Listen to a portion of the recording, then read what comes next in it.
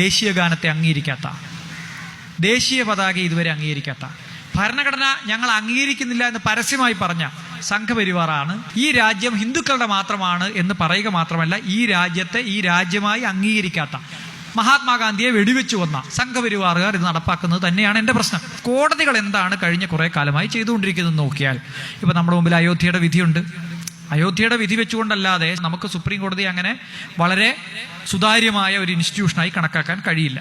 അയോധ്യയുടെ വിധിയിൽ CPC പഠിച്ചിട്ടുള്ള മുഴുവൻ ആളുകൾക്കും, അത് ഒരുപാട് അഭിഭാഷകരോട് ഞാൻ ആ സൈഡിലും ഈ സൈഡിലുള്ള അഭിഭാഷകരോടൊക്കെ ചോദിച്ചു, അവിടെ പള്ളി പൊളിച്ചത് തെറ്റ്, നിയമവിരുദ്ധം, ഈ രാജ്യത്തെ നിയമ സംവിധാനങ്ങളെ ചോദ്യം ചെയ്ത ക്രിമിനൽ ആക്ടിവിറ്റിയാണ് പള്ളി പൊളിച്ചത്, തെറ്റ്. വിഗ്രഹം കൊണ്ടുവച്ചതോ 1950 അതും തെറ്റ്. പള്ളി ഉണ്ടായിരുന്നതിന് തെളിവുണ്ടോ? ഉണ്ട്. അമ്പലം ഉണ്ടായിരുന്നതിന് തെളിവുണ്ടോ? ഇല്ല. എന്നാൽ നാലാമത്തെ കേസ് OS നമ്പർ 4 ഈ പറയുന്ന കാര്യങ്ങളെല്ലാം തെളിയിച്ചിരിക്കുന്നു. ഏതൊക്കെ? അവിടെ പള്ളി എക്സിസ്റ്റ് ചെയ്യുന്നു, അവിടെ അമ്പലം ഉണ്ടായിരുന്നില്ല, അവിടെ രണ്ട് ഘട്ടങ്ങളിൽ വിഗ്രഹം കൊണ്ടുവച്ചതും പള്ളി പൊളിച്ചതും തെറ്റാണ്. ഈ വാദഗതികളൊക്കെ OS നമ്പർ 4, അതായത് ഇസ്ലാമിക വിഭാഗത്തിൽപ്പെട്ട ആളുകൾ കൊടുത്ത കേസ് അനുവദിച്ചിരിക്കുന്നു. അനുവദിച്ചിട്ട് എന്താ, സാധാരണ കേസ് അനുവദിച്ചാൽ എന്ത് പറ്റും? വാദിക്ക് പറഞ്ഞ കാര്യങ്ങൾ കൊടുക്കും. അതുകൊണ്ട് വാദിക്ക് 5 ഏക്കർ സ്ഥലം എവിടെയെങ്കിലും രാമക്ഷേത്രം പണിയാൻ കേന്ദ്ര സർക്കാരിന് നിർദ്ദേശം എന്ന് മാത്രമല്ല, കേസ് തോറ്റ കക്ഷിക്ക് ആർട്ടിക്കിൾ 142 പ്രകാരം സുപ്രീം കോടതിയുടെ പ്രത്യേക അധികാരം ഉപയോഗിച്ചുകൊണ്ട് കേന്ദ്ര സർക്കാരിന് നിർദ്ദേശം, അവർക്ക് ട്രസ്റ്റിൽ അംഗത്വം കൊടുക്കണം. അപ്പം ഇങ്ങനെ ഒരു സാമാന്യ യുക്തി എന്ന് ഞാൻ പറയുന്നില്ല. ഞാൻ ഇതിന് കഴിഞ്ഞ ദിവസം പറഞ്ഞൊരു വാക്ക്, മഞ്ചേരി കോടതിയിൽ വെച്ചൊരു പരിപാടി നടന്നപ്പോൾ അവിടുത്തെ ഒരു അഭിഭാഷകൻ പറഞ്ഞ കാര്യമാണ്. ഈ കോടതി പരിസരത്ത് ഒരു 15 കൊല്ലം ചായക്കട നടത്തിയാൽ സാധാരണ ആളുകൾ ഈ എണ്ണ പലഹാരം പൊതിഞ്ഞു കൊടുക്കാൻ വേണ്ടി ഈ OS ഷീറ്റുകളൊക്കെ ഉപയോഗിക്കും, കേസ് ഷീറ്റുകളൊക്കെ ഉപയോഗിക്കും.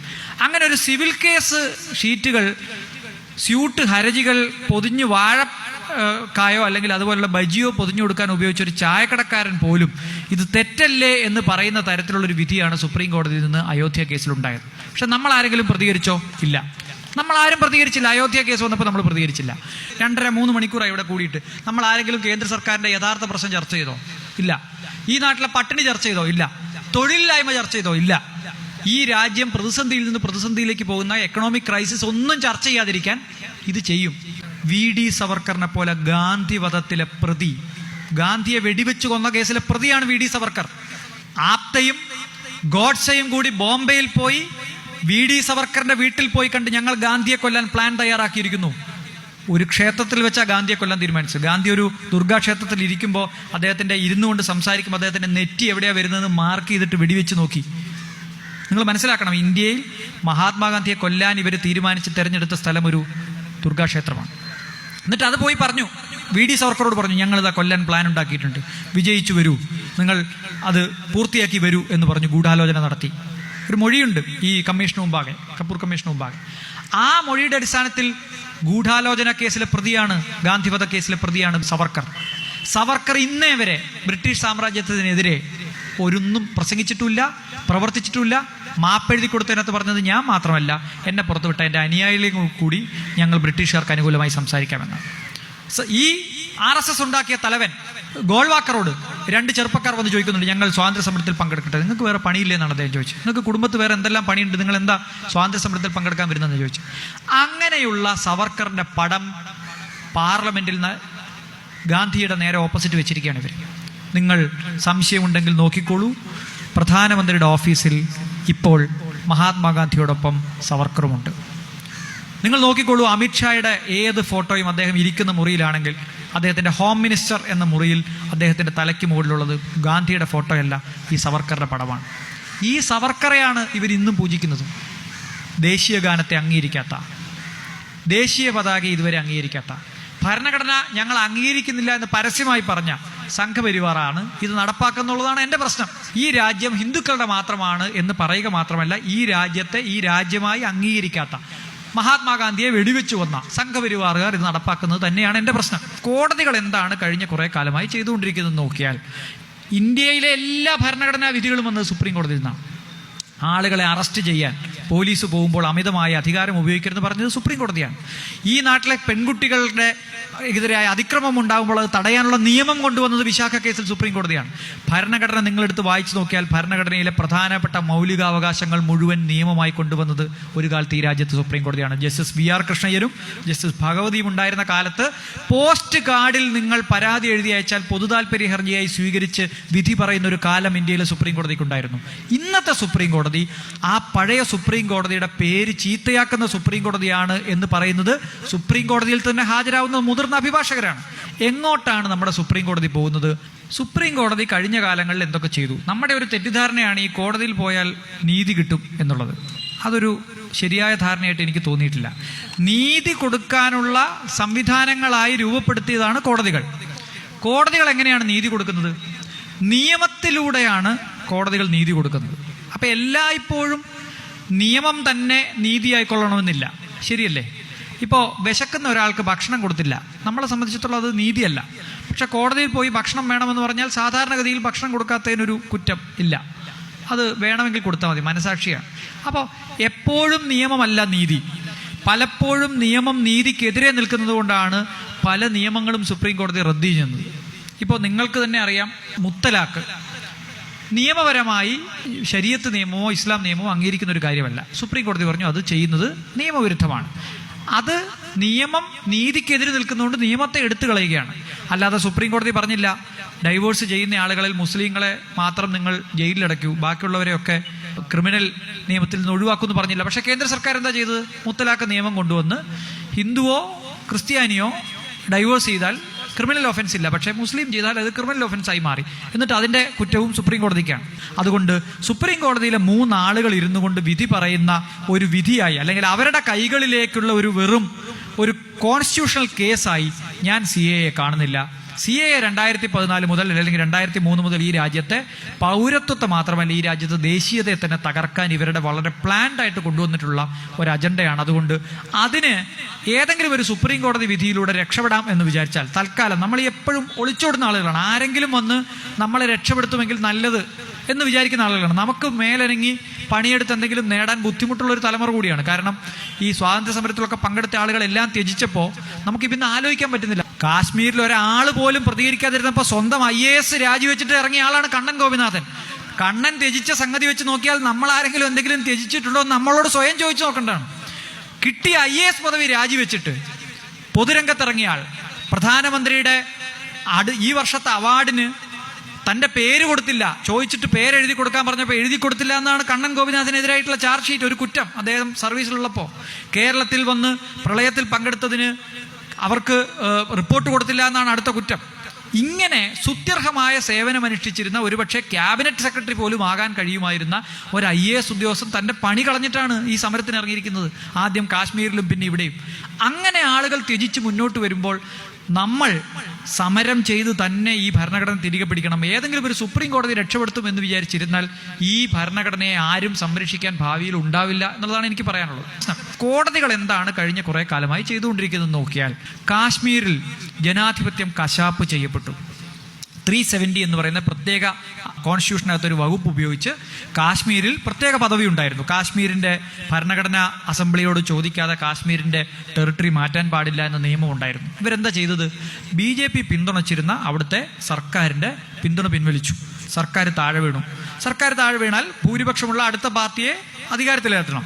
അവർ വീണ്ടും ഗവർണറെ സമീപിച്ചു. ഗവർണർ അവർക്ക് അവസരം നിഷേധിച്ചു. ഗവർണർ ആ നാട്ടിലെ നിയമനിർമ്മാണ സഭയുടെ കാവലാളായി നിന്നുകൊണ്ട് 370 അമെൻഡ് ചെയ്യാനുള്ള പ്രൊവിഷൻ കേന്ദ്ര സർക്കാരിന് നൽകി. കേന്ദ്ര സർക്കാർ അത് ഉപയോഗിച്ചുകൊണ്ട് 370 നിലനിർത്തിക്കൊണ്ടൊരു വിജ്ഞാപനം കൊണ്ടുവന്ന് കാശ്മീരിനെ 2ആക്കി മാറ്റി. 2 കാശ്മീരായി മാറ്റി മുറിച്ചു. ഒരെണ്ണത്തിലെ MP-യുടെ സ്ഥാനം തന്നെ കളഞ്ഞു. മുഖ്യമന്ത്രി, ജനകീയമായി അധികാരത്തിൽ വന്ന മുഖ്യമന്ത്രി, മന്ത്രിമാർ, MLA-മാർ, അവിടുത്തെ ജനപ്രതിനിധികൾ മുഴുവൻ വീട്ടു തടങ്കലിലാണ്. നമ്മൾ ആലോചിച്ച് നോക്കണം. ഞാൻ ഒരു കാര്യം പറയാം.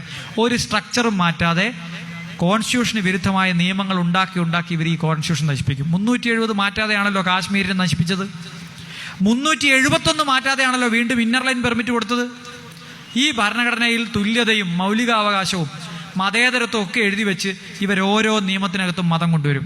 അത് ടെസ്റ്റ് ചെയ്ത് പരിശോധിക്കേണ്ട ആർട്ടിക്കിൾ 13 പ്രകാരം സുപ്രീം കോടതിയും ഹൈക്കോടതികളുമാണ്. ഹൈക്കോടതികൾ ഈ കേസ് കേൾക്കാൻ പാടില്ല എന്നാണ് ഇപ്പോൾ സുപ്രീം കോടതി വിലക്കിയിരിക്കുന്നത്. ഏത് വകുപ്പിന്, ഏത് ഭരണഘടനയുടെ ഏത് അനുച്ഛേദമനുസരിച്ചാണ് സുപ്രീം കോടതി ഇങ്ങനെ പറയുന്നത് എനിക്ക് മനസ്സിലായിട്ടില്ല. ഏതെങ്കിലും അഭിഭാഷകരുണ്ടെങ്കിൽ ദയവ് ഇത് നാളെ ഇവിടെ മറ്റ് പ്രഭാഷണങ്ങളൊക്കെ നടക്കാനുണ്ട്, നാളെ ഇവിടെ ക്ലാരിഫൈ ആയിട്ടില്ലേ BJP-ക്കാർ പറയട്ടെ. സുപ്രീം കോടതി പറയാണ് ഇന്ത്യയിൽ ഒരു ഹൈക്കോടതിയും ഇനി ഇത് സംബന്ധിച്ച കേസൊന്നും കേൾക്കാൻ പാടില്ല. ഫെഡറൽ സ്ട്രക്ചറാണ്, സംസ്ഥാനവും കേന്ദ്രവും എന്ന പോലെ സുപ്രീം കോടതിയും ഹൈക്കോടതികളുമുണ്ട്. ഹൈക്കോടതിയിൽ 26ഓളം ഹൈക്കോടതികളുണ്ട്. ആ ഹൈക്കോടതിയിൽ നിന്ന് ജഡ്ജിമാർ വിവിധമായ അഭിപ്രായം പറയാം. ഇതിനു മുമ്പ് ഞാനിത് കണ്ടത് നോട്ട് നിരോധനത്തിന് സമയത്താണ്. ഇന്ത്യയിൽ കള്ളപ്പണം മുഴുവനും ഡിജിറ്റലായിട്ടാണ് സൂക്ഷിക്കുന്നത്, കള്ളപ്പണം നോട്ടിന്റെ രൂപത്തിലല്ല എന്ന 2 റിപ്പോർട്ടുകൾ നിലനിൽക്കുകയാണ് പണം നിരോധിച്ചുകൊണ്ട് ഉത്തരവിട്ടത്. നരേന്ദ്രമോദി ചിരിക്കുന്ന ചിരി നിങ്ങൾക്ക് ഓർമ്മയില്ല? 8 മണിക്ക് രാത്രി വന്നിട്ട് നിങ്ങളുടെ കയ്യിലുള്ള മുഴുവൻ കടലാസ് കഷ്ണമായി മാറി എന്ന് പറയുമ്പോൾ ഒരു ഫാസിസ്റ്റിന്റെ ചിരി ഞാൻ ആ മുഖത്ത് കണ്ടു. ആ ചിരി ചിരിക്കുന്നത് എന്തിനാണെന്നറിയോ? ഇന്ത്യയുടെ പവർ മുഴുവൻ എൻ്റെ കയ്യിലാണെന്ന് നിങ്ങൾ മനസ്സിലാക്കിക്കൊള്ളെന്നാണ് പറഞ്ഞത്. അതാണ് നോട്ട് നിരോധനത്തിന്റെ അർത്ഥം. അല്ലാതെ ഇന്ത്യ മുഴുവൻ രക്ഷപ്പെടുത്താം എന്നുള്ള അർത്ഥമല്ല. ഇന്ത്യയിലുള്ള അധികാരം ഞാനാണ്, അത് ഇന്ത്യയിലെ അവസാനത്തെ ഇന്ത്യക്കാരനും മനസ്സിലാക്കിക്കൊള്ളണം. ഫാസിസ്റ്റുകൾ പൊതുവെ ഈ പവർ സെൻട്രിസിസം കാണിച്ചിട്ടാണ് ആളുകളെ പേടിപ്പിച്ചിട്ടാണ് കാര്യങ്ങൾ നടപ്പാക്കുക. അതിനെതിരായി ചലഞ്ച് ചെയ്ത കേസ് കേരള ഹൈക്കോടതിയിലുണ്ടായിരുന്നു, തമിഴ്നാട് ഹൈക്കോടതിയിലുണ്ടായിരുന്നു, കർണാടക ഹൈക്കോടതിയിലുണ്ടായിരുന്നു. പല ബെഞ്ചും പരസ്യമായി ഇത് സ്റ്റേ ചെയ്യേണ്ടി വരും എന്ന് പറഞ്ഞിട്ടുണ്ടായിരുന്നു. എന്താ കാരണം എന്നറിയോ? ലളിതമായ റീസൺ. ഈ നോട്ടിഫിക്കേഷൻ വായിച്ചാൽ ഏത് നോട്ടാണ് നിരോധിച്ചത്, ഏത് നോട്ടാണ് നിരോധിക്കാത്തതെന്ന് മനസ്സിലാവില്ല. നിങ്ങളുടെ എൻ്റെ പോക്കറ്റിലുണ്ടല്ലോ 500 രൂപ, ഇപ്പോൾ പണ്ട് നിരോധിച്ചാണോ അല്ലയോ? സീരിയൽ നമ്പർ വേണ്ടേ? നിരോധിച്ച നോട്ടിന്റെ സീരിയൽ നമ്പർ ഇല്ലാതെ എങ്ങനെയാണ് വിജ്ഞാപനം പുറത്തിറക്കുന്നത്? ഈ വിജ്ഞാപനത്തിൽ നിരോധിച്ച നോട്ടിന്റെ സീരിയൽ നമ്പർ ഇല്ല. ആ ഒറ്റ കാരണത്താൽ ഇത് സ്റ്റേ ചെയ്യാൻ പോയ ഹൈക്കോടതികളെ വിലക്കിക്കൊണ്ട് സുപ്രീം കോടതി ഈ കേസ് മുഴുവൻ സുപ്രീം കോടതിയിലേക്ക് ട്രാൻസ്ഫർ ചെയ്തു. ഇതുവരെ എടുത്തോ? ഇല്ല. ഭരണഘടനാ ബെഞ്ചിന് വിട്ടു. എന്താ ഭരണഘടനാ ബെഞ്ച് കൂടാത്തത്? കൂടിയിട്ടില്ല. എന്താ കൂടാത്ത? എപ്പോൾ കൂടും ആർക്കറിയാം? അവർക്ക് സൗകര്യമുള്ളപ്പോൾ കൂടും. ഭരണഘടനാ ബെഞ്ച് കൂടുന്നതിനൊക്കെ ഇനി എനിക്ക് തോന്നുന്നു മിക്കവാറും ഉണ്ണികൃഷ്ണ പണിക്കരെ കൊണ്ടുപോകേണ്ടി വരും ഇവിടുന്ന്. മുഹൂർത്തം 2035 36 മുഹൂർത്തം ഉണ്ടാകുമ്പോഴാണ് ഇനി ആസാം അക്കോർഡ് 6A 20 കൊല്ലം മുമ്പ് മറ്റോ വന്നതാണ്. ഇതുവരെ അത് ചോദ്യം ചെയ്ത കേസ് എടുത്തിട്ടില്ല. അപ്പോഴാണ് ഈ CA ഇനി ഭരണഘടനാ ബെഞ്ച് കേൾക്കാൻ പോകുന്നത്. അപ്പോൾ സുപ്രീം കോടതി കേസ് തോറ്റാൽ എന്ന് പറഞ്ഞാൽ എൻ്റെ മക്കളുടെ കാലത്ത് തോറ്റാൽ എന്നാണ്. വിധി വരാൻ പോകുന്നില്ല. ഇതങ്ങനെ അനന്തമായി നീണ്ടുപോകാൻ പോവാണ്. കോൺസ്റ്റിറ്റ്യൂഷന്റെ ബേസിക് സ്ട്രക്ചർ നിലനിർത്തിക്കൊണ്ട് ഈ രാജ്യത്തിൻ്റെ ഭരണഘടനാ വ്യവസ്ഥ തകർക്കുക എന്നതാണ് ഇവരുടെ ഉദ്ദേശം. ഇത് വെറുതെ പറയുന്നതല്ല കേട്ടോ. വനിതാ ശിശു വികസന വകുപ്പിന്റെ കീഴിൽ അംഗൻവാടികൾ വഴി നടപ്പാക്കുന്ന ICDS സർവേ ഫോണിൽ ആധാർ സ്കാൻ ചെയ്ത് നടപ്പാക്കുന്നു. സർവേ നടപ്പാക്കുന്നതിന് ബഹുമാനപ്പെട്ട മുഖ്യമന്ത്രി അനുവാദം നൽകിയിട്ടുണ്ടല്ലോ. ഇത് കേന്ദ്രത്തിന് പോകില്ല എന്നും ബാധിക്കില്ല എന്നും പറയാൻ സാധിക്കുമോ? ഭീതി ഉണ്ടാക്കാൻ പറയല്ല. ഞാൻ ഈ വിഷയം മട്ടാഞ്ചേരി സംസാരിച്ചിരുന്നു. അവിടെ വലിയ പ്രശ്നമായി അവസാനം. ഇവിടുന്ന് കൊണ്ടുപോകുന്ന ഡാറ്റ പ്രൊട്ടക്റ്റഡ് അല്ല എന്ന് ഉറച്ച് വിശ്വസിക്കുന്ന ഒരാളാണ് ഞാൻ. ഇത് പറഞ്ഞത് നമ്മളാരും അല്ല, സുപ്രീം കോടതിയാണ്. ആധാർ കേസിൽ സുപ്രീം കോടതി എന്തുകൊണ്ടാണ് ആധാർ നടപ്പാക്കേണ്ടെന്ന് പറഞ്ഞത്? കേന്ദ്ര സർക്കാർ പാസ്സാക്കിയ നിയമമാണല്ലോ. ആധാർ നടപ്പാക്കേണ്ട, കർശനമായി നടപ്പാക്കാൻ പറ്റില്ല എന്ന് മാത്രമല്ല, 18 വയസ്സിന് മുമ്പ് ആരെങ്കിലും ഈ സർക്കാർ പറഞ്ഞ് നിർബന്ധിച്ച് ആധാർ എടുത്തിട്ടുണ്ടെങ്കിൽ നിങ്ങൾ അതിൽ നിന്ന് പുറത്തു പോകാനുള്ള അവസരം നിങ്ങൾക്കുണ്ട്. ഓപ്റ്റിംഗ് ഔട്ട് ഓപ്ഷൻ കൊടുക്കണമെന്ന് സുപ്രീം കോടതി പറഞ്ഞു.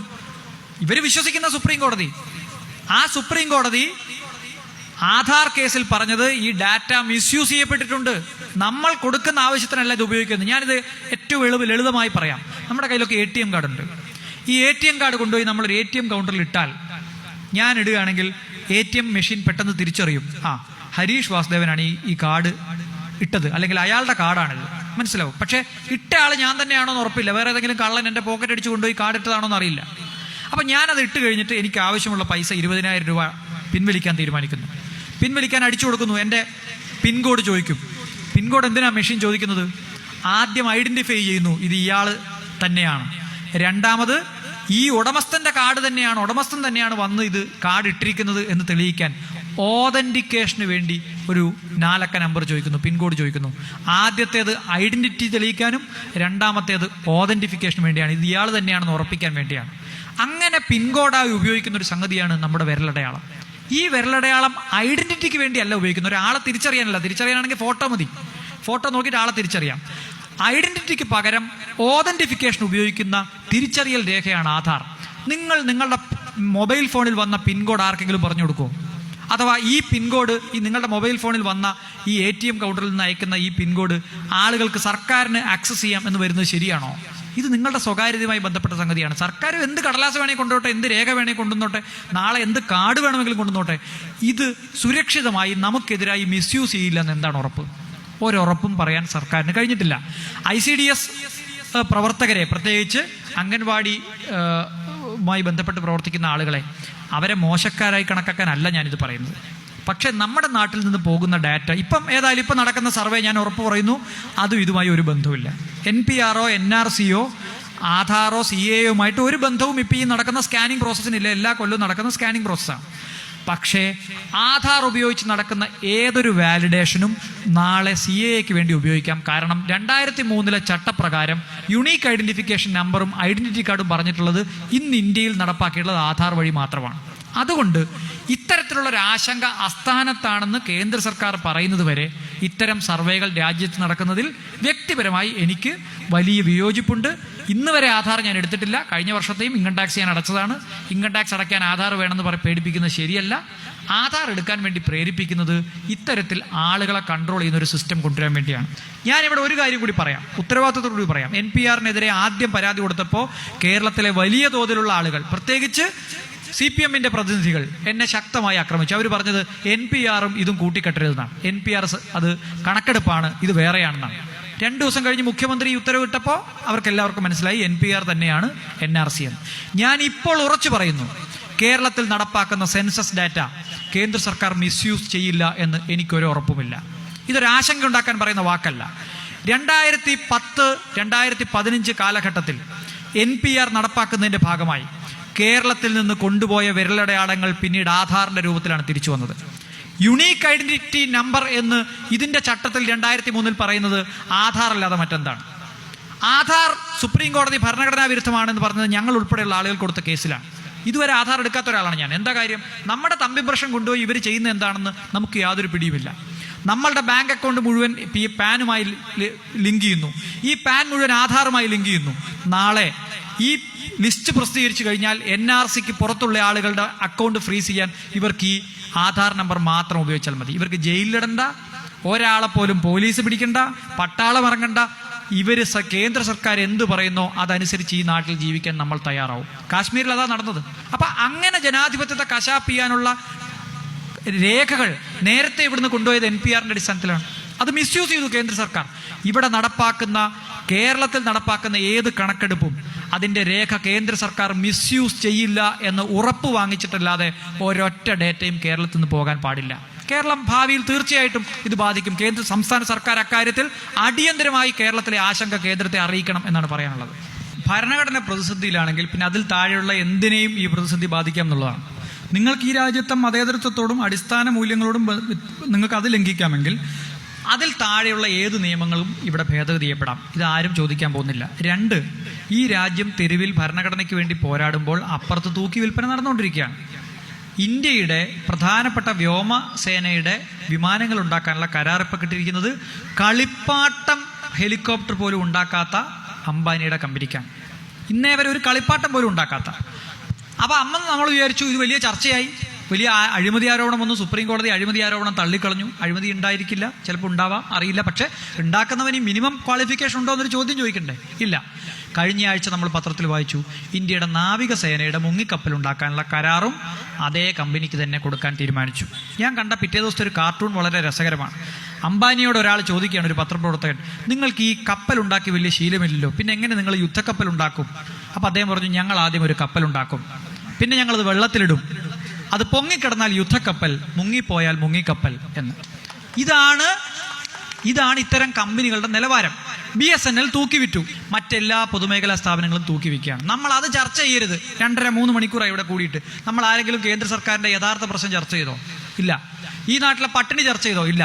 തൊഴിലില്ലായ്മ ചർച്ച ചെയ്തോ? ഇല്ല. ഈ രാജ്യം പ്രതിസന്ധിയിൽ നിന്ന് പ്രതിസന്ധിയിലേക്ക് പോകുന്ന എക്കണോമിക് ക്രൈസിസ് ഒന്നും ചർച്ച ചെയ്യാതിരിക്കാൻ ഇത് ചെയ്യും.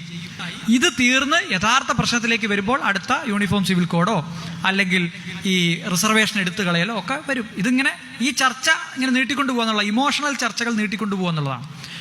സർക്കാരിന് എന്ത് ചെയ്യണമെന്ന് ഒരു രൂപമില്ല. പിഞ്ഞാണക്കടയിൽ കയറിയ, പ്ലേറ്റ് കടയിൽ കയറിയ കാളക്കൂറ്റിനെ പോലെ ഇവരങ്ങോട്ടും ഇങ്ങോട്ടും ഓടി ഈ പ്ലേറ്റ് മുഴുവൻ കുത്തിമറിക്കുന്നു എന്നല്ലാതെ എക്കണോമി എന്ന് പറഞ്ഞാൽ എന്ത് ചെയ്യണം എന്ന് ധാരണയില്ലാത്ത ആളുകളാണ് ഇതിനകത്തുള്ളത്. സ്കൂളിൽ പോയിട്ടുള്ള ആളുകൾ എത്ര പേരുണ്ടെന്ന് ഇതിനകത്തറിയാം. കള്ള സർട്ടിഫിക്കറ്റും കൊണ്ട്, ഡിഗ്രി സർട്ടിഫിക്കറ്റും കൊണ്ടാണ് പ്രധാനമന്ത്രി നിൽക്കുന്നത്. സർട്ടിഫിക്കറ്റേ ഇല്ലാത്തവരുത്തനാണ് അപ്പുറത്തിരിക്കുന്നത്. അപ്പം ഇതാണ് സ്കൂളിൽ പോയവരുടെ നിലവാരമെങ്കിൽ അല്ലാത്തവരുടെ നിലവാരം എന്തായിരിക്കും? അതുകൊണ്ട് എന്തുകൊണ്ടാണ് CR നേരത്തെ സംസാരിച്ചത്, അതായത് എന്തുകൊണ്ടാണ് നമ്മുടെ ചെറുപ്പക്കാരെ ഇവർ വെടിവെക്കുന്നത്? ഇവരുടെ ഏറ്റവും വലിയ എതിർപ്പ് വിദ്യാഭ്യാസത്തോടാണ്. വിദ്യാഭ്യാസ സ്ഥാപനങ്ങളോടും പഠിക്കാൻ പോകുന്നവരോടുമാണ് എതിർപ്പ്. കാരണം പഠിക്കുക എന്ന് പറയുന്നതും ചരിത്രം പഠിക്കുക എന്ന് പറയുന്നതൊക്കെ ഇവരെ സംബന്ധിച്ചിടത്തോളം അങ്ങേയറ്റം ബുദ്ധിമുട്ടുള്ള കാര്യമാണ്. ചരിത്രമില്ലാത്തൊരു തലമുറ വന്നാൽ ഇത് പ്രശ്നമില്ല. അപ്പോൾ ഒരു ഇന്ത്യ ഒരു എലക്ഷൻ എന്ന് പറയുന്ന പോലെ, ഒരു ഇന്ത്യ ഒരു പാർട്ടി എന്ന് പറയുന്നത് പോലെ, ഒരു ഇന്ത്യ ഒരു ബാങ്ക് എന്നതിലേക്കാണ് കാര്യങ്ങൾ പോകുന്നത്. കേരളത്തിലെ അങ്ങോളം ഇങ്ങോളം നിലനിൽക്കുന്ന സഹകരണ ബാങ്കുകൾ ഏറ്റെടുക്കാൻ BJPക്കാർ ശ്രമിക്കുന്നുണ്ട്, പരസ്യമായി തന്നെ ശ്രമിക്കുന്നുണ്ട്.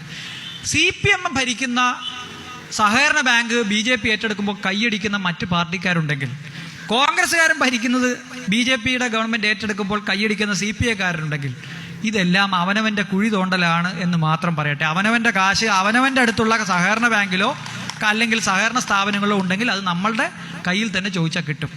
കറൻസിയാണ് ഈ രാജ്യത്തെ സ്വാതന്ത്ര്യത്തിൻ്റെ ഏറ്റവും വലിയ അടയാളം. നിങ്ങൾ കറൻസി വിട്ട് എത്രത്തോളം ബാങ്കിനെ ഡിപ്പെൻഡ് ചെയ്യുന്നോ അത്രത്തോളം നിങ്ങൾ സുരക്ഷിതരല്ല. BJP നടപ്പാക്കിയ ഒരേ ഒരു വാഗ്ദാനം ഇന്ത്യയിൽ 10 കോടി ആളുകൾക്ക് തൊഴിൽ കൊടുക്കും എന്നുള്ള വാഗ്ദാനം മാത്രമാണ്. ഇത് വന്നതിന് ശേഷം, CAA വന്നതിന് ശേഷം 10 കോടിയിലധികം ആളുകൾ എല്ലാ ദിവസവും തൊഴിലിലാണ്. നമ്മളിപ്പോഴും തൊഴിലെടുത്തുകൊണ്ടിരിക്കുകയാണ്. ആ തൊഴിൽ കൊടുക്കലല്ലാതെ BJP ഒരു സംഗതിയും നടപ്പാക്കിയതായി നമുക്കറിയില്ല. അവർ പറയട്ടെ. പിന്നെ ഇതിൽ തെറ്റിദ്ധരിക്കപ്പെട്ട ആളുകളുണ്ട്.